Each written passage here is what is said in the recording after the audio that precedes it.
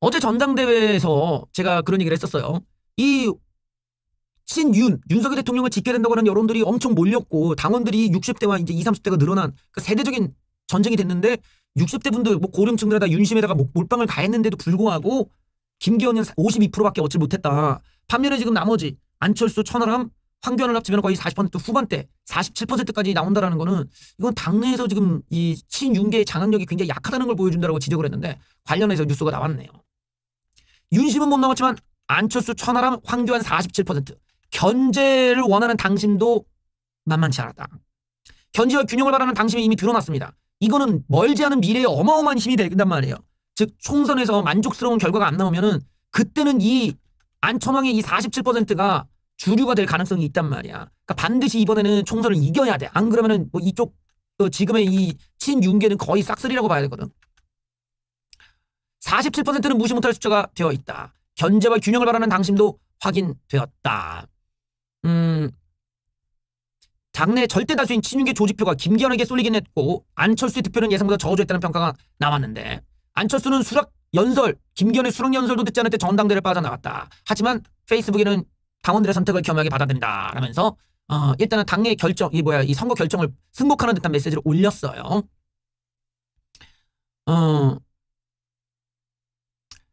자, 천하람 14.98 득표했다. 가장 늦게 출마했어도 현역 중진들을 제치고 예비경선을 통과하는 이변도 나왔다. 일부 여론조사에서는 적합도 1위까지 갔다.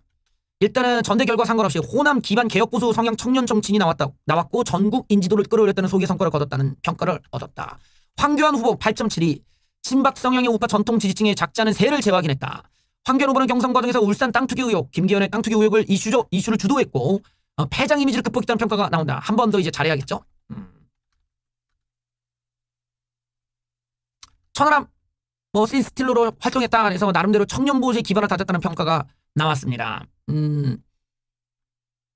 출마 선언 5일 만에 여론조사에서 3위를 기록하며 존재감을 과시한 천하람. 천하람이 이번에 최대 변수로 부상할 거란 관측이 단 안팎에서 제기됐었다. 30대 당권 주자 천하람이 젊고 참신하다는 평가를 받았다. 만약에 그가 이제 낮은 이런 그 지지율이었다면 완전히 고립되고 끝났겠지만 15%라는 득표를 기록하면서 청년보수 정치인으로서 기반을 탄탄하게 다졌다는 평가가 나온다. 순천갑, 자기가 이제 나갔던 순천갑에 기록한 득표율보다 4배가 넘는 수치를 얻었으니까 어마어마하게 인지도가 높아진 거겠죠. 차기 총선을 준비하면서 천하람은 정치적 재기를 모색할 것으로 보인다. 자, 이제 김기현 이 당 체제를 한번 알아보죠. 김기현과 이재명 서로 간의 대장동과 울산 땅으로부터 서로 대치된다라는 거, 요 문제에서 지금 김기현의 리스크가 같이 공존하고 있는 거죠. 그러다 보니까 이거 잘만 하면은 이재명, 김기현 특검으로 갈 수도 있어 이거. 그러면 김기현이 좀 불리할 수가 있죠. 자, 이 두 사람은 지역의 토건비리 의혹에 연루된 처지란 점이 공통점이다. 대장동 위례 신도시 개발사업 특혜 의혹으로 이재명, 또 이제 그 KTX 그런 논란으로 지금 수사받고 있는 김기현. 자, 그러다 보니까 이재명의 사법 리스크가 진행 중인 만큼 김기현에 대해서도 집요하게 요 대목을 공격하고 김기현도 공격을 받는 거야. 김기현의 울산 땅 투기 의혹은 민주당이 집중 타깃이 될 전망이다. 과연 이 대목이 어디까지 가냐. 만약에 특검을 한다면은 김기현, 이재명 특검이라면 우리 입장에서 안 받아줄 이유가 없긴 하지. 왜냐면 김기현 하나 날아가고 이재명 잡을 수 있으면 우리한테는 더 큰 이득이니까 그거를 피할 이유는 없는데 그걸 김기현이 받겠냐. 그런 건 있지. 솔직히 우리 입장에서는 이재명, 김기현 특검과 이재명, 김건희 특검이라면 이 김기현 특검이 낫지. 아싸리 김기현 걸고 이재명 특검 해가지고 더 털어버리는 쪽. 근데 사실 특검할 필요는 없어 이재명은. 왜냐면 수사를 많이 했으니까 우리가 거기에 넘어갈 필요는 없지만 굳이 이제 표현을 하자면 쟤네들이 특검 가지고 끝까지 뭐 꼴값을 떨고 나면은 우리 입장에서 손해보는 장사는 아닐 수 있어요. 단지 기현 형님이 날아가는 것에 대해서 이제 뭐 그 친윤계가 좀 발끈할 수는 있겠지만. 그런데 이 김기현이 당대표가 됨으로 인해서 당내의 역학관계가 많이 바뀝니다. 이거는 단순히 이준석계와 비교해서 볼 문제가 아니라 지금 당내 현역 의원들, 뭐 겉으로는 친윤계라고 했던 사람들마저도 김기현이 당대표 되는 걸 별로 원치 않은 사람이 적지 않았다라는 거야. 왜 그랬을까요? 김기현 후에 TK 정치권은 긴장합니다. 이쪽 TK는 한마디로 김기현이 당대표가 되는 순간 싹쓸이에요. 싹쓸이. 싹쓸이 당합니다. TK는 무조건 윤석열 대통령이 점 찍은 사람이 갑니다. 이게 또 당내의 불랑거리가 되는 거예요. 현역 70% 이상 교체설이 나오고 있다. 대구 경북 지역 공천.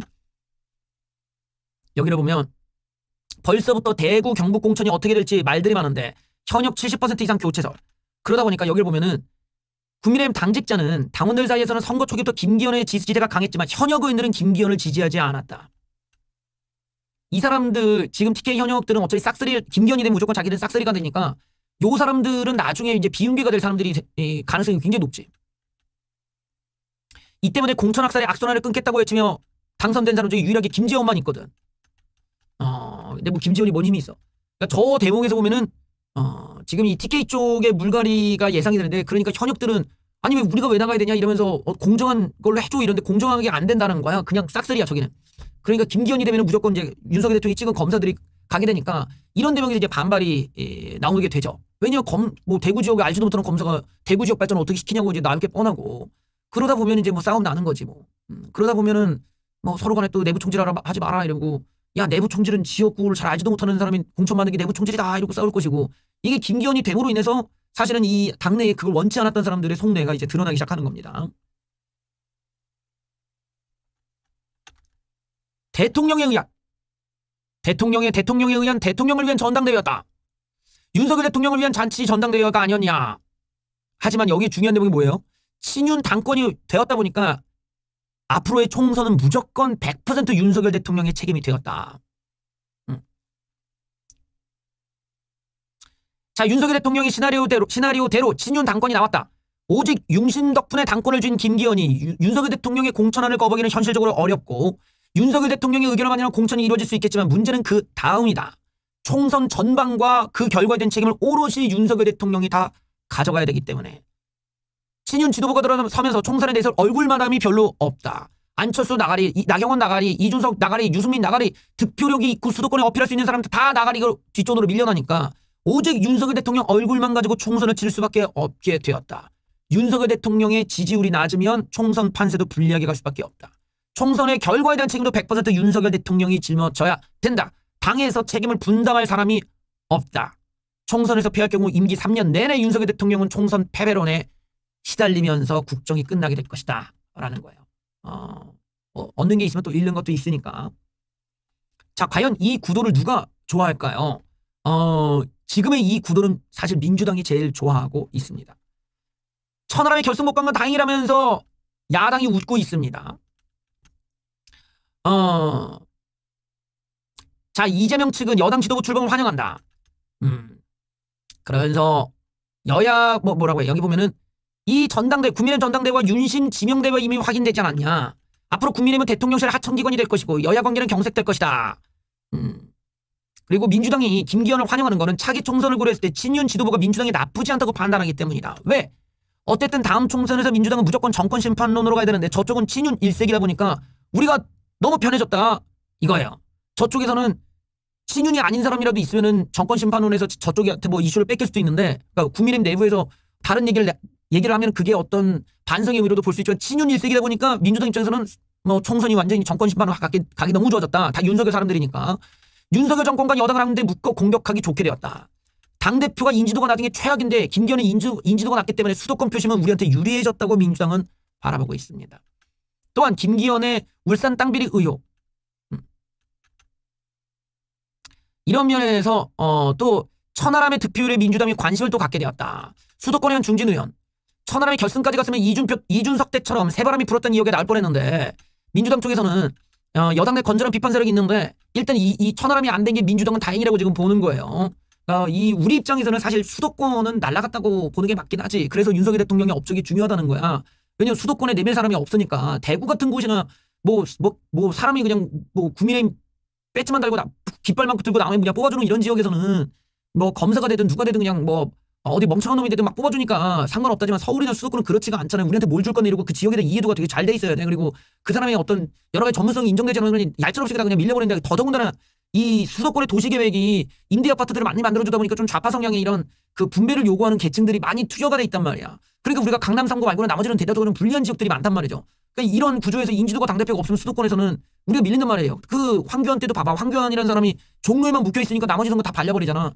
비슷한 현상이라는 거야. 김기현이 서울이면 누군지를 모르는데 뭔 소용이 있겠냐 이거지. 김기현이 대구시장이나 사람들이 알아보지 서울에 무슨 뭐 가락시장이나 뭐 어디 뭐 저기 뭐야 뭐 현대백화점 앞에 가서 누가 알아보겠어. 그러니까 이런 부분에서 이제 민주당은 우리는 수도권의 인물만 데려오면 끝나겠다라고 본 거야 지금. 그러니까 이런 점에서 선거 전략적으로는 우리가 수도권 전략에서 좀 밀려 있을 수밖에 없는 구조는 맞죠. 그리고 최고위원들이 다 하자가 많잖아.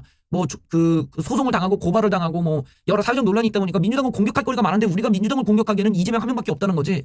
요런 면에서도 사실 지금 민주당으로서는 윤석열 정부가 실수할 때까지 기다리고 그걸로 정권 심판론 때리면 끝난다는 거고, 우리 입장에서는 이제 윤석열 정부가 업적을 뭘 만드냐에 따라서 총선 결과가 달라질 수 있기 때문에 그거 플러스 이제 당대표와 지도부의 이제 리스크가 남아있으니까 우리 쪽으로서는 좀 더 힘든 선거가 되었다는 구도적으로는 맞는 이야기겠죠.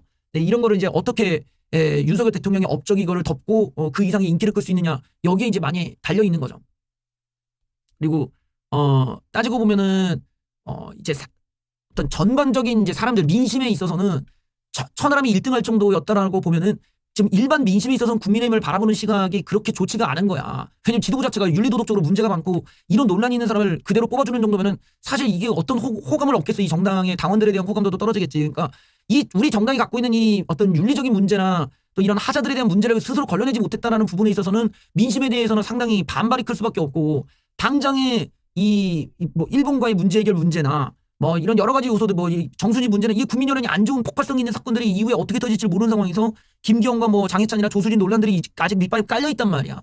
그러니까 이것들은 우리한테는 상당히 불리한 상황으로 되는 거죠. 왜냐면 당원 100%였기 때문에 이렇게 나왔지, 솔직히 민심이었으면 천하람이 1등할 수도 있는 거였거든. 그러니까 이런 대목에서는 사실 민심과 굉장히 괴리가 심한 정당으로 돼버렸기 때문에 총선이 불리하다는 건 너무나 상식적으로 이해가 되죠.